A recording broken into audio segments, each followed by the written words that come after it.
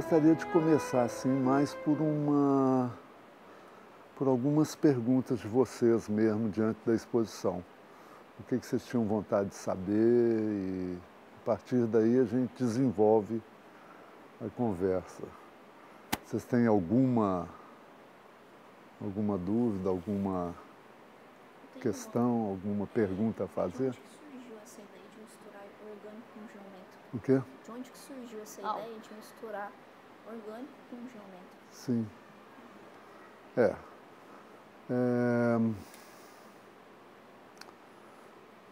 Eu acho que da própria aquarela, sabe? Porque eu comecei a fazer, numa superfície maior, fazer formas pequenas, porque eu não dominava a técnica da aquarela, né? Então, é como se eu fizesse pequenos trabalhos dentro de uma superfície maior, porque eu não sabia muito como se comportava a aquarela numa superfície grande. E aí, aos poucos, esse meu interesse sempre foi de lidar com opostos bem radicais, né? Existe uma teoria taoísta, né, dos raios, etc., que eu me identifico muito, que eu falo que é o equilíbrio através dos opostos. Então eu gosto de tudo que é frio, muito gelado. Tudo que é quente eu gosto muito quente, de queimar a língua. Então é mais um temperamento assim, é uma coisa mais ampla quando você coloca a geometria, que é uma construção rigorosa, uma construção racional e etc., com o aleatório, com o espontâneo e com o gestual. Acho que vem daí. É até interessante, porque eu nunca tinha pensado nisso. Essa pergunta me ajudou a pensar. Primeiro é a questão da escala, porque a gente está muito acostumado a ver a aquarela como uma técnica para pequenos formatos, né?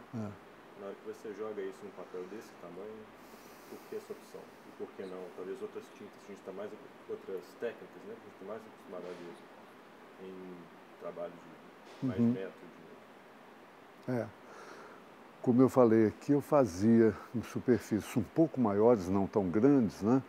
Pequenas formas, né? Aliás, essa música que toca aqui foi uma música composta especialmente para um trabalho, foi composta por Nelson Salomé, para piano, e inspirado num desenho que ele viu no desenho, uma espécie de partitura, porque eram formas muito pequenas que variavam dentro do próprio espaço, né?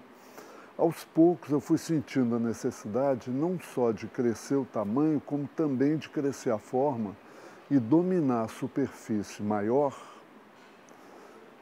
de maneira mais total, mais global, não julgando pequenas formas, mas sim considerando a superfície grande com formas grandes, né? Que é o caso, por exemplo, atualmente, agora de praticamente todos esses trabalhos, né?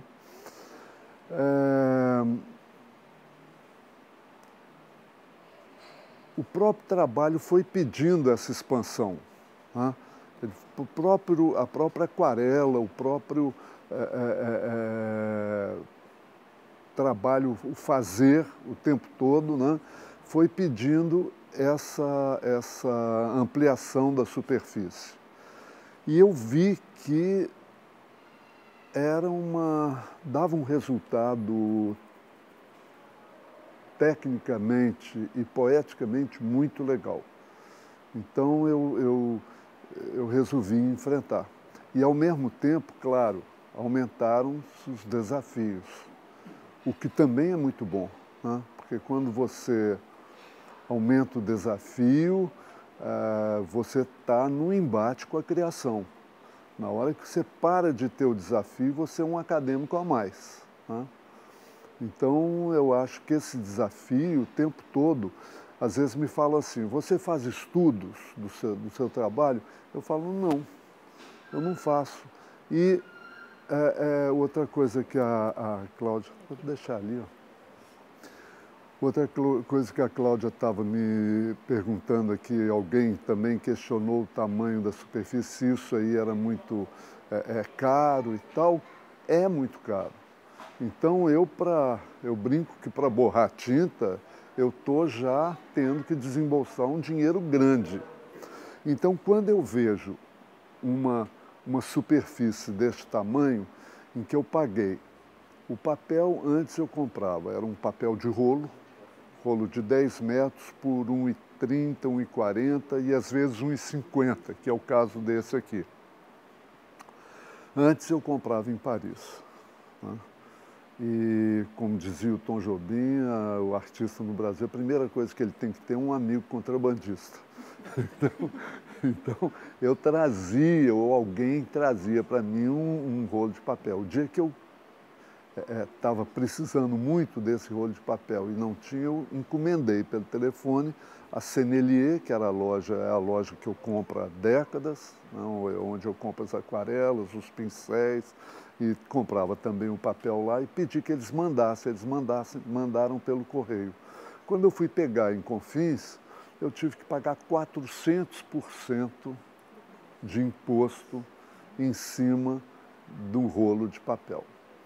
Então, atualmente já se encontra em São Paulo esse papel. Tem uma loja em São Paulo que importa e vende.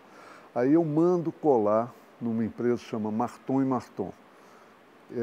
O cara descolou uma técnica de colar o papel numa superfície, numa espécie de PVC, né? E ele cola com uma cola de pH neutro, parece que é uma cola aeronáutica e tal, que você pode trabalhar muito com água, que ela não altera, né? Porque senão até eu nem poderia trabalhar, porque vocês sabem que a aquarela, o papel, quando você molha, ele dá aqueles movimentos. Você já trabalha com a superfície rígida, então? Rígida, já rígida, já colada. Qual papel, né? Qual papel você faz? Depende do papel que tem no mercado, né?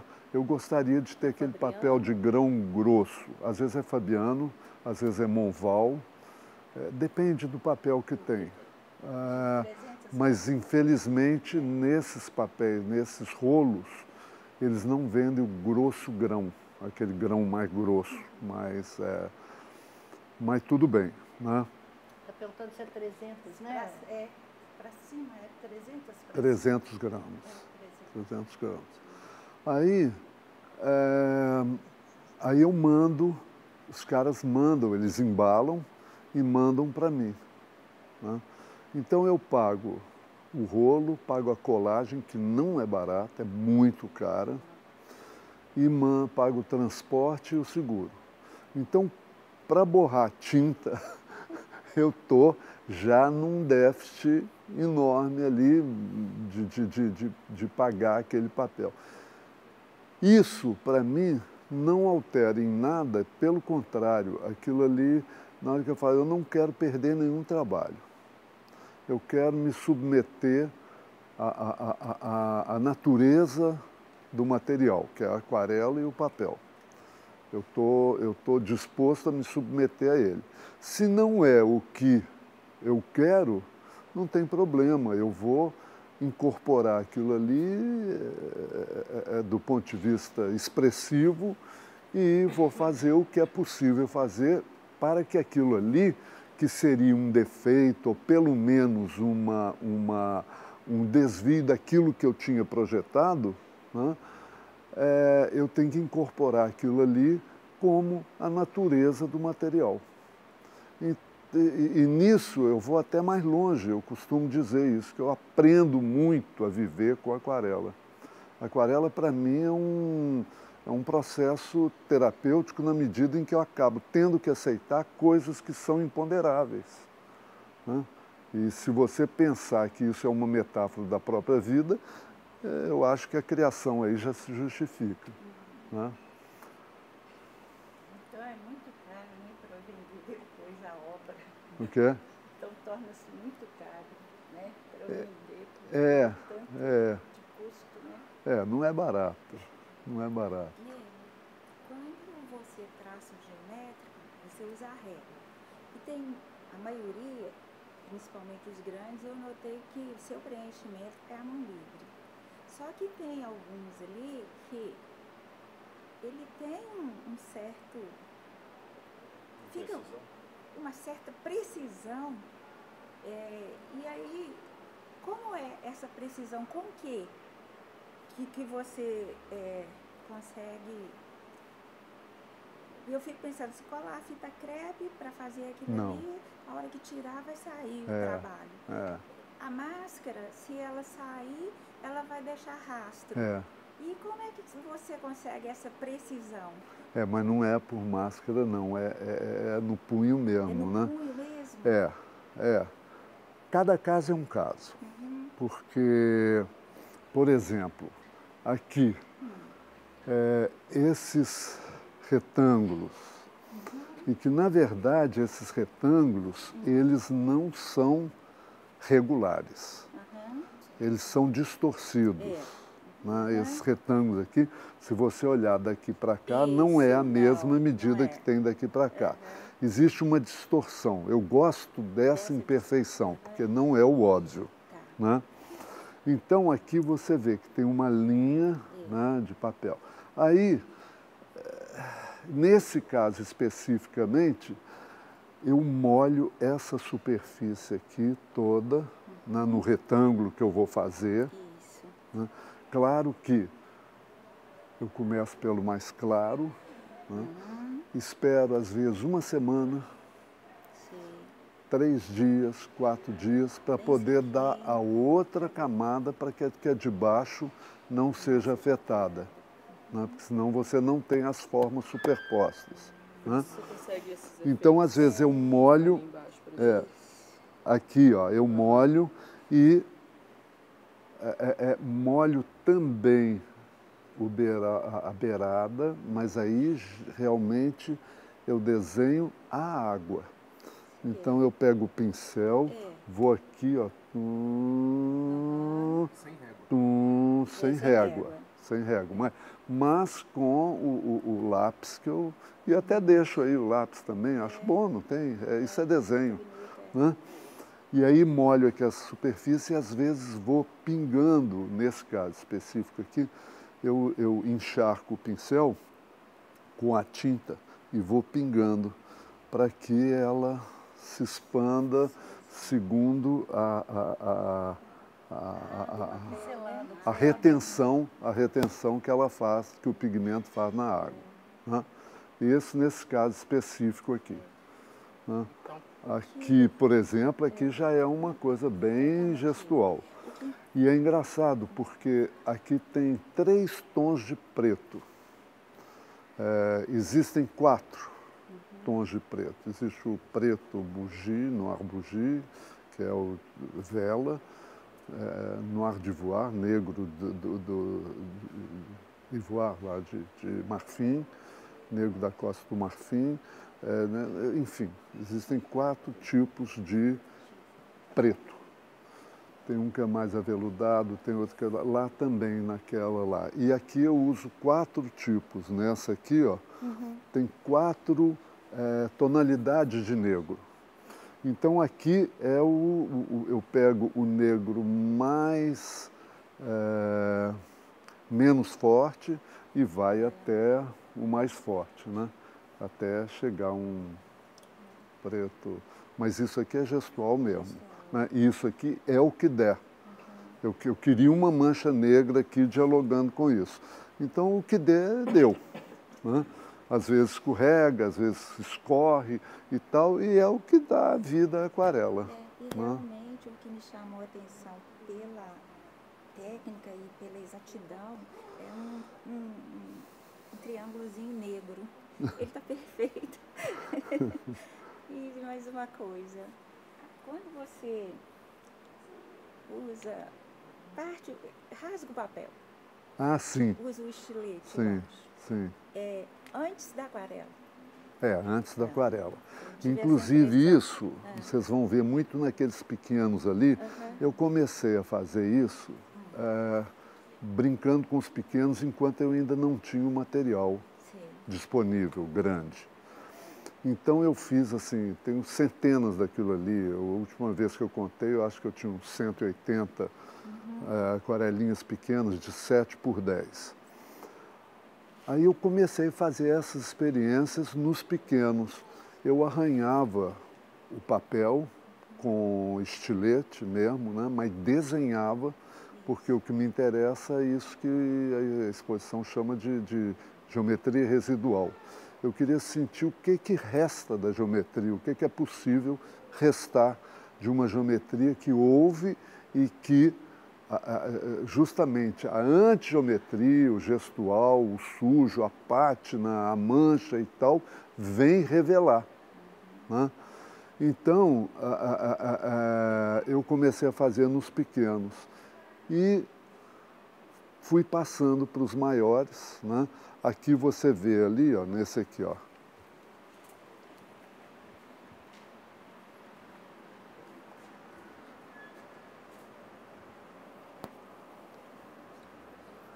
Olha, aqui tem uma geometria bem definida, né? E é riscado, é arranhado no papel, é sulcado no papel. E o que eu gosto é que ele vira ao mesmo tempo canal de pigmento e dá essa passagem entre o que é desenhado e o que desmancha, né? Entre o que existe e o que poderia ter existido, mas que não existe, né? Que é o próprio desenho. De modo que aqui, por exemplo, ele se revela porque com o pigmento em cima, ele vira um canal de retenção desse pigmento da aquarela. Né? E a partir daí eu passei para os grandes também. Então, vários desses têm, principalmente aquele azul, aquele do lado lá, né? Com a elipse vermelha. Uma outra folha em cima. Eu jurava que você pôs uma outra folha em cima, daquele de lá. Laranja com cinza. Laranja. Aquele laranja, que eu botei outra folha? Folha, não, de tão perfeito. Ah, sei. Parecia, né? Mas principalmente naqueles dois lá. Aqueles dois lá eu uso bem. Esse também, esse díptico aqui também. Você vai ver que aparentemente é essa forma aí, mas se você chegar de perto, tem umas elipses ali muito construídas. Muito construídas. Né? Elipse é muito presente, né, nos seus trabalhos, essa forma. O quê? Essa forma elíptica é muito presente nos seus trabalhos. Eu gosto. Eu gosto. O curador, o Aguinaldo, chama isso de ovo, né? Eu tinha perguntado sobre a questão da escala em relação ao papel, e agora eu estou pensando também em relação ao material. Geralmente a gente trabalha com pincéis muito pequenos, aquarelas são caros por causa das fibras mais macias, né? Para você trabalhar com manchas tão grandes assim, você trabalhou com instrumentos que são talvez do óleo e da acrílica, trinchas? Depende, mas olha, eu trabalho às vezes com pincel de um fio, 2 fios. Eu comprei há pouco tempo, uns pincéis chineses em Paris, lindos, lindos. Para começar, eles como objeto já são um acontecimento, mas são eles são dessa grossura aqui assim, ó, né? E deste tamanho o pincel mesmo, né? Os pelos, né? E parece que eles são para essas escritas chinesas, japonesas e tal. Mas eu trabalho também com esponja de cozinha, né? Espuma que às vezes eu uso também para fazer uma coisa mais gestual. E outras vezes também eu simplesmente preparo a tinta e jogo no papel. O que der, deu. Né? E aí eu vou manipulando e tal para ver onde que o escorrimento vai, onde que não vai. É uma coisa bem orgânica, viu? É bem... Na hora das beiradas, aí o pincel é mais fino, né? Que você disse que goteja. Quando é para construir para valer, tem que ser uma coisa assim bem... Né? Delicada. Aqui, por exemplo, ó, aqui foi todo desenhado com estilete. Né? Aqui foi todo desenhado com estilete. E primeiro desenhado isso, depois desenhado outro, para ter essa superposição de camadas aí. Né? Essas partes mais geométricas, você faz um projeto antes? O quê? A parte mais geométrica, não, você faz um projeto antes? Não. Você já vai direto no papel? Vou direto. Para mim o estudo é ele mesmo, sabe? Sabe por que eu não faço um estudo? Porque eu acho que tira a naturalidade do trabalho. Em outros trabalhos, às vezes não funciona assim. Mas nesse caso, meu, sim. Eu gosto do risco. Inclusive, eu gosto, que é interessante. Do risco, aliás, nos dois sentidos, né? No risco e no risco que se corre em fazer. Eu gosto de uma certa tensão, né? Gosto de uma certa tensão. Eu trabalho com ele, não tem erro, né? O quê? Ele não, caso que tenha um erro, não vai ser um erro.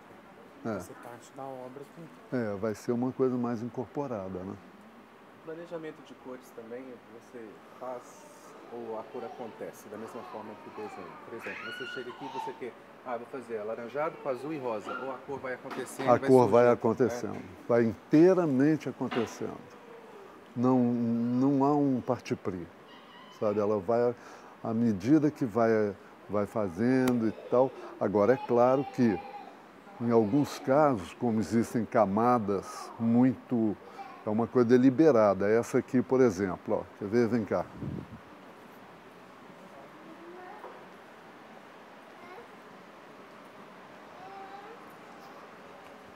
Aqui, por exemplo, eu falei assim, não, eu quero fazer uma coisa amarela, né? Então eu começo de um amarelo muito claro, depois outro, depois outro, depois outro, depois outro, depois outro, e assim por diante. Então aqui é obedecendo realmente a uma escala cromática que eu quero colocar. Tá? Então esse aqui para mim é um exemplo de uma coisa mais planejada. Mas mesmo assim ainda é à medida que eu vou fazendo, à medida que o trabalho vai acontecendo. Né?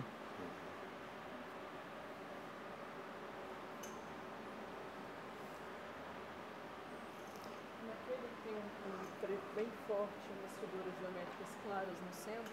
O quê? Naquele que tem um preto bem forte. O preto ele veio antes ou depois das figuras? O terceiro? Não, aquele que a gente estava vendo? Não. Esse aqui, né? Eu fiquei impressionada como que você conseguiu o preto com as flores tão... Pois é. Esse aqui, aliás, eu tenho 2 trabalhos desse mesmo tema, digamos, né? Mas eu fiz primeiro essa construção aqui, né?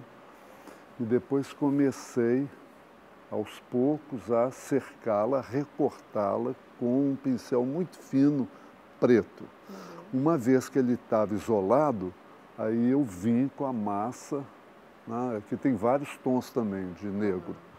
Vim com uma massa para ir apertando o tom, e apertando, e deixar isso aqui também onde tivesse que chegar.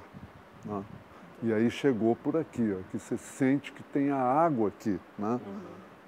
Eu molhei todo o papel, toda a superfície, fora do conjunto de geometria, né? Você faz as pinturas no horizontal ou no vertical? Porque tem uns que escorrem. Pois é. Eu faço na horizontal, mas ao mesmo tempo eu manipulo, né, a superfície, trabalho com eles para escorrer para o lado que eu quero, para o lado que eu não quero e tal. Né? Agora vamos ver essa parte de cá. Hã? Dali parece com os trabalhos de sua esposa, né? Ascendente. Ah, é? Trabalho.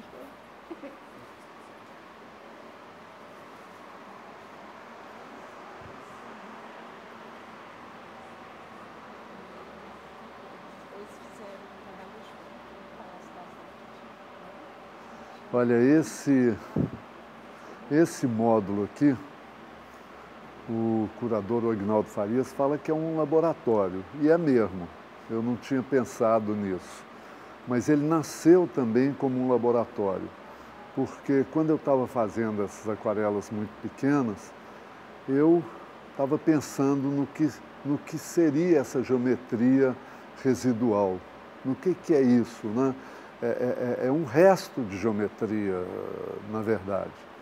E aí eu fui fazendo, mas ao mesmo tempo, o mesmo olhar foi fotografando. Então eu parava num lugar assim, isso aqui é um bueiro. Eu falo, opa, aqui tem uma geometria residual. Tem essa construção aqui e tudo isso que arrebenta, que destrói, que desconstrói essa geometria. E aí, para a exposição, eu nunca premeditei isso. Eu tenho centenas de aquarelas pequenas, centenas de fotos. E eu nunca premeditei. Mas para essa exposição eu falei, uai, quem sabe que eu faço, que eu amplio. Não tem nenhuma pretensão de boa fotografia, porque são fotos até de celular e tal, e graças ao técnico que revelou e que ampliou isso, ele fez um tratamento e tal, e tornou essas fotos mais, de melhor qualidade. Né? Mas eu comecei então a ver que era uma coisa só, que a preocupação com a geometria residual, ela existia tanto na aquarela quanto nas fotos, e resolvi juntar. E não só juntar, como fazer uma analogia entre uma coisa e outra. E ela existe, essa analogia naturalmente existe. Então, se vocês verem aqui, ó, tem muito essa divisão de planos, etc. Você vê uma grade aqui, tem aqui a grade. Né? Aqui, essa foto até foi feita no Marrocos, era um muro no Marrocos. Né? E na hora que eu vi essas aquarelas, eu falei, opa, tem tudo a ver aí. Né? Aqui é uma mancha no asfalto. Né? Eu acho que tem também em alguns casos a coisa é mais evidente, como aqui, por exemplo, que eu tinha arranhado e construído no papel 3 retângulozinhos quadriculados, né? Rigorosamente quadriculados. E eu senti assim, a vontade de fazer uma variação em torno de um tema mesmo, de repetir esse tema e fazer uma variação aí com a mancha da aquarela. Né?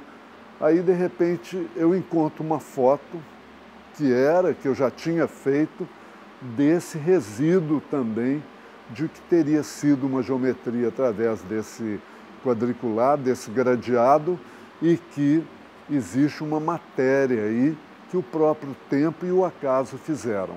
Né? Aqui, por exemplo, ó, você vê, tem essas formas que são julgadas aqui em cima, são pequenas formas geométricas. Você sente aqui também uma analogia. Né? Aqui, por exemplo, eu tinha já essas aquarelas, né? Com essas formas, e que eu tinha feito esse arranhado, digamos, né? E feito algumas formas sobre ele. Né? Aí vejo isso num remendo no asfalto. um remendo de cimento em cima de outro. Isso aqui, eu estava dentro de um táxi em Lisboa, e tem até o viaduto aqui, quando eu vi isso aqui num grafite de muro, era uma casa. Eu vi que tinha uma analogia, quer dizer, na hora que eu fui ver a foto, eu vi que tinha uma grande analogia aí, né? Aqui também, né?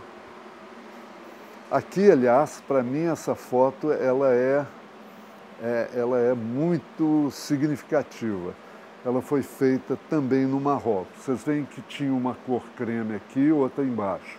E eles fizeram aqui, pintaram de azul a partir de onde a parede era chapiscada, né?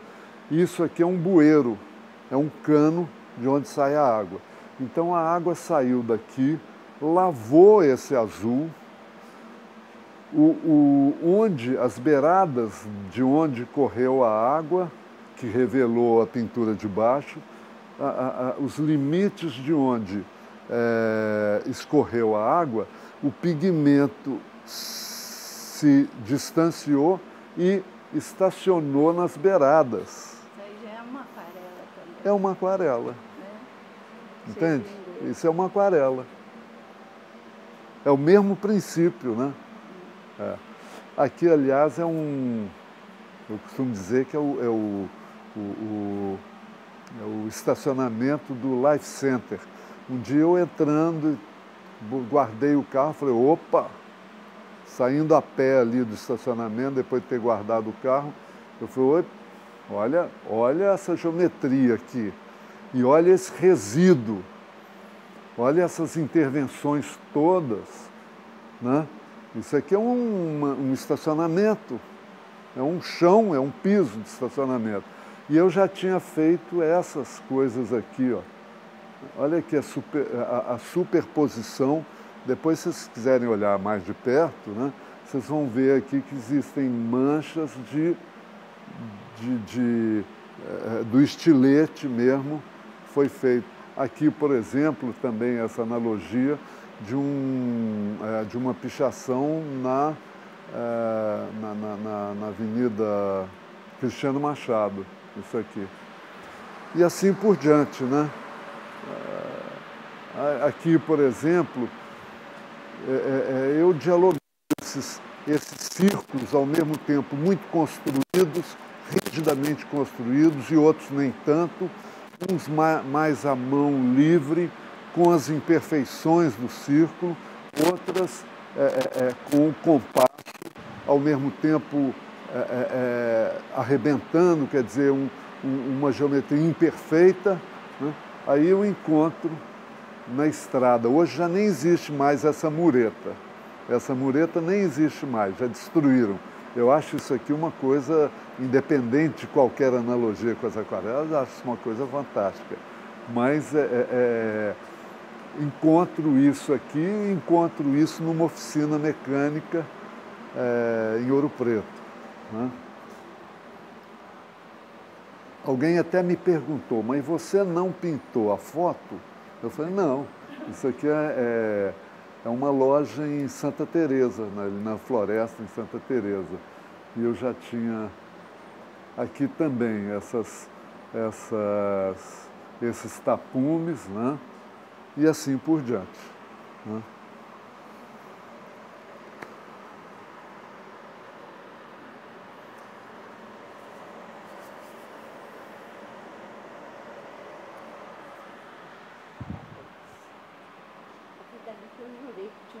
Você botou um papel em cima do outro. Esse daí, ó, que faz, parece que está saindo mesmo, não é? Colado. Ah, sim. Aí não é. Só para dar um tchau para vocês dois, que eu vou ter que ir apagar um incêndio. Eu tenho que ir apagar um incêndio. Ah, sim, vai lá. As meninas estão aí. A marca da aquarela. O quê? A marca da aquarela. A marca da aquarela. Ah, Sennelier. Sennelier. Sennelier, é e francês. Essa que tem todos esses 3 tons de preto. 4. Tem 4. Normalmente eles têm 4 tons de preto. Eles fabricam aquarela desde o século XIX. Eu conheci até a fábrica deles, que é na Bretanha, no norte da França, e eles são realmente grandes produtores. Chama Sennelier. Pode falar o valor de uma das obras? Valor? Essas aqui me parece que são 19, essas aqui são 8, as pequenas eu não sei. E aqui é vendido o conjunto, quer dizer, sempre 3 aquarelas e uma foto, ou 2 fotos, ou 3 fotos, mas sempre 3 aquarelas. Né? Esse aqui também eu não sei, eu não lembro. Não lembro. E esse díptico eu não lembro. Hã? Deve ter uma tabela lá na secretaria. Porque não é uma exposição comercial, né? Então, apesar disso, muita gente se interessou, acabou comprando e tal. E vai ser uma história aí.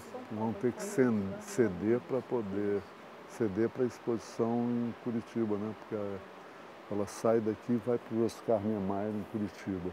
Abre lá no dia 25 de outubro e vai até março. Então, quem comprar vai ceder, né? E aqui, ó, onde tem um desenho em cima do outro, por exemplo, aqui foi esse círculo que esse desenho colocou aquarela e ficou essa aquarela em cima da outra, aí deu esse tom. Deu essa superposição. Deu essa superposição. Você desenha antes ou é tinta direto? O quê? Eu desenho a lápis, eu desenho a lápis. Eu desenho a lápis primeiro, claro. Né?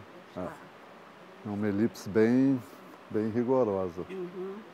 E outra coisa que eu queria te perguntar, você nunca usa máscara ou já usou? Eu nunca o quê? A máscara. Máscara? No caso daquele ali, por exemplo. Pois você explicou que não é. Mas alguma vez você já usou? Não, porque não funciona. Para aquarela não funciona. Porque infiltra e qualquer máscara que eu for usar, ela altera o papel, né? Quer dizer, como é que eu vou usar uma fita gomada, por exemplo? Né? Ela tira... Mas aquela tinta máscara mesmo, uma que é igual uma colinha? Eu não sei o que é. Eu já vi gente usando. Não, eu não sei o que é. Usou, né? Eu não sei. O que é? Vem num pote assim, meio amarelada, é uma cola. Você passa cola plástica, tipo uma cola plástica. Que não deixa passar. Não. Depois você puxa. Eu nem poderia usar isso, porque depois, na hora, se eu quiser passar, como é que eu faço? Depois você puxa, ela sai. Sei. Não, porque isso deve alterar o papel. Deve rasgar, inclusive, o papel, né? Você já usou? Tira a polpa do papel. Não, ela não tira. Por exemplo, se eu vou usar 2 cores ou 3, eu quero a elíptica bem definida. Sei. Aí eu uso. Só que quando eu tirar, eu vou ter o risco branco. É branco, fica branco. Fica branco. O papel é que fica lá, limpinho. Por isso que eu te perguntei, porque se tivesse usado, tinha ficado no rastro. E não ficou. Só ficou uma divisão muito perfeita. E acho que a perfeição é em função da sua paciência de esperar a secagem de cada camada. Mas isso eu tenho que esperar mesmo. 2, 3, uma semana para secar, para depois voltar. Naquele ali, ó, esse trabalho aqui demorou 3, 4 meses para ser feito. Porque cada camada dessa aqui, ó,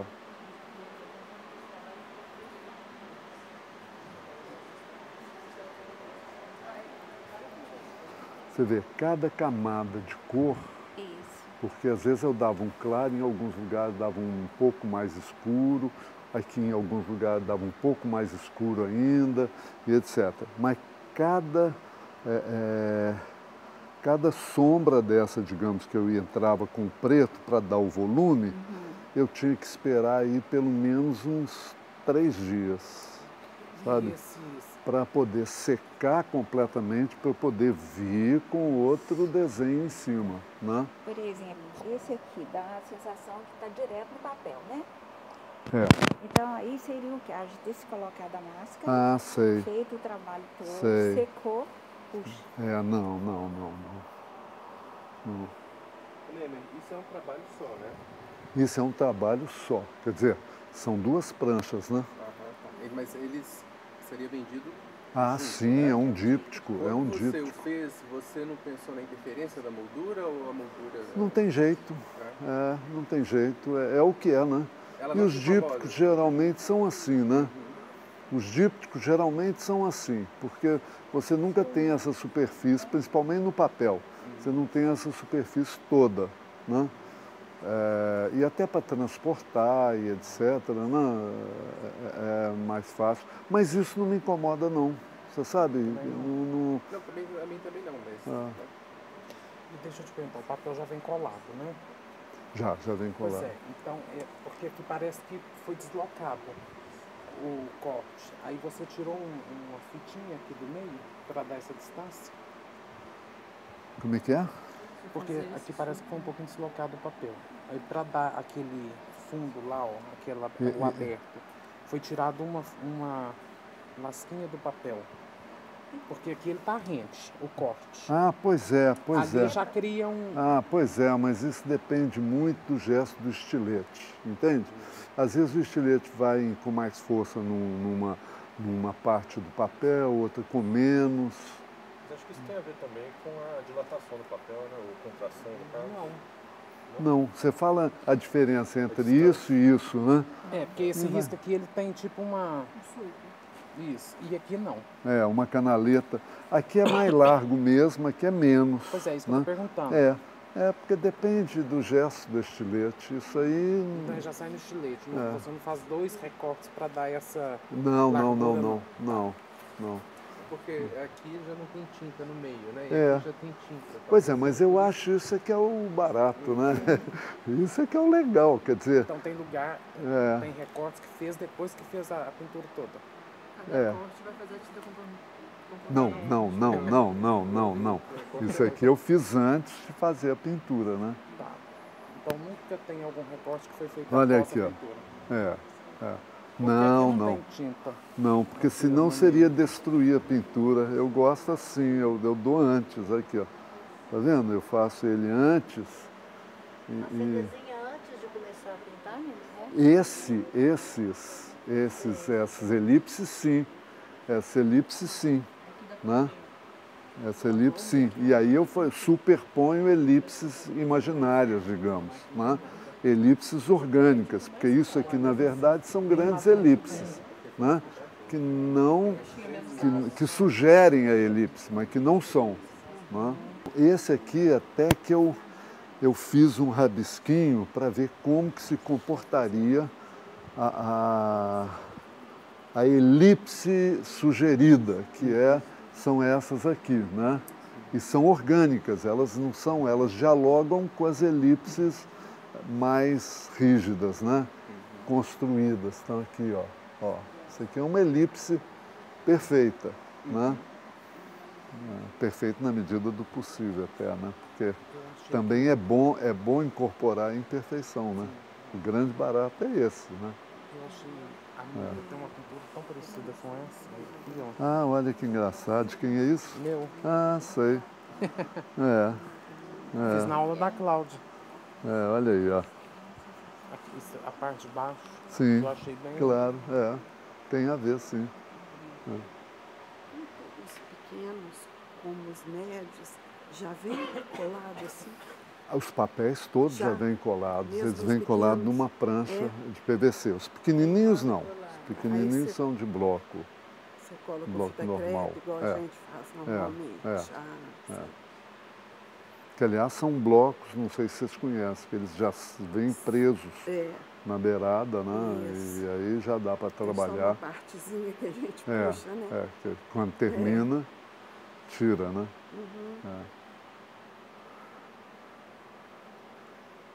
Mais alguma dúvida? gostei muito da iluminação também. Essa galeria geralmente ela me incomoda, aquele branco total branco que tem. Muito grande, né? Quando eu vim para casa, eu estava esperando aquela... Aí quando eu vim, assim, ficou bem acolhedor, assim, ficou bem intimista. A gente estava falando bonito, sobre isso, né? Bonito. O piso não é só também. Né? Tem toda uma montagem do piso, né? Que ele colocou esse carpete, a parede cinza. Um branco quebrado, né? Esse carpete foi trocado. Com aquele primeiro...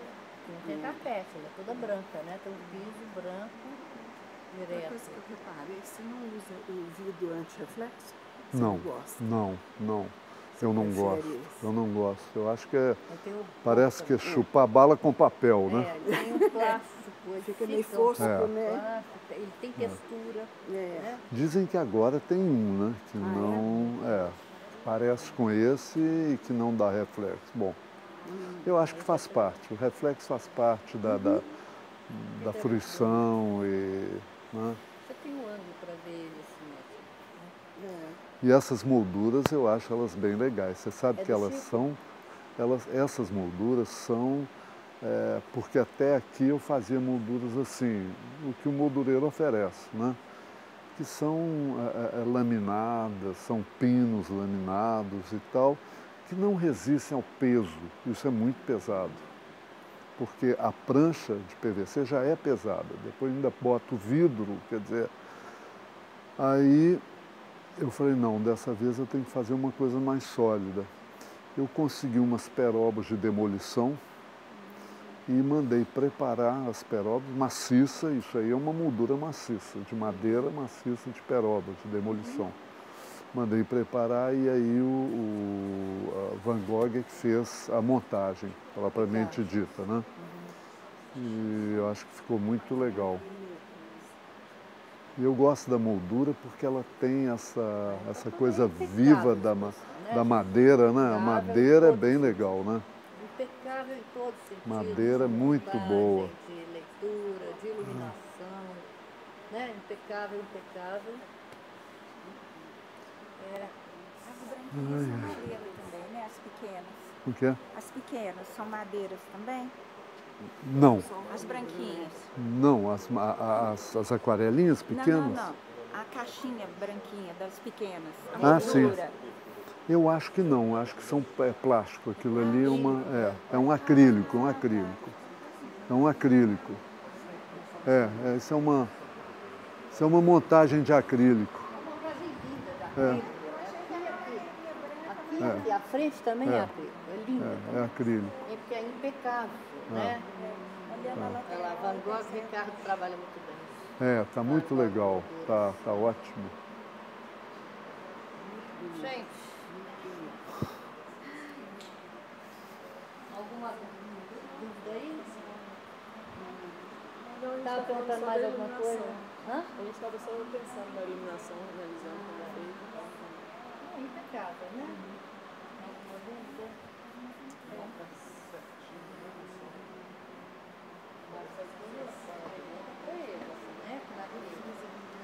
Tudo, não sobra nada, né? Tudo tão assim, certinho, assim, calculado, assim, tão harmônico. E foi calculado para ir de lá para cá. As fotos, o tamanho, nossa, muito legal, parabéns. Isso a gente teve que fazer uma planta mesmo em computador para isso. E os montadores são maravilhosos. Sérgio. Foi aluno da Guiar também. Foi? Ele foi. Eles são ótimos e tranquilos de trabalhar, competentes. Mas a curadoria sua, Isavale também te deu? Não, a montagem eu que pensei, né? Eu que fiz a montagem assim, desenhei a montagem. O Marconi me ajudou muito também, né? A gente dialogou muito e a curadoria é do Aguinaldo Farias, mas o Aguinaldo só tratou e tratou do corpus, né? Discutir como que seria isso e tal. Ele veio algumas vezes a Belo Horizonte para isso. Paulo Schmidt também não. O quê? Aqui Paulo não trabalhou aqui com você, não? Não. Foi mesmo esses meninos dessa da vez montagem. não, Quem fez o catálogo, aliás, vamos dar um catálogo aí para todo mundo, né? E quem fez o catálogo foi o Marconi, e toda essa parte visual, de textos e tal, A parte do design gráfico é do Marconi. Gente, então vamos agradecer, né? E essa aula de hoje. Mas vamos lá. Não, mas para mim é muito bom. Eu gosto. Uai, que isso.